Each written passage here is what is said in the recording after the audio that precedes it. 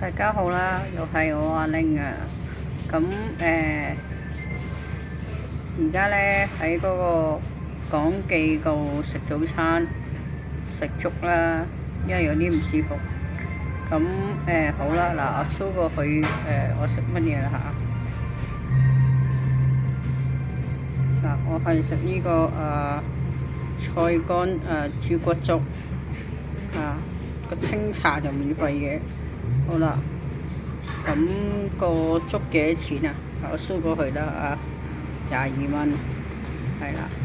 咁佢仲有其他嘢食嘅嗱，個餐牌咯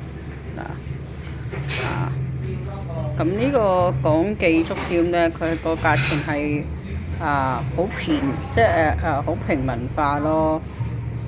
咁係咁好啦，下次再同大家見面啦。我掃翻過去先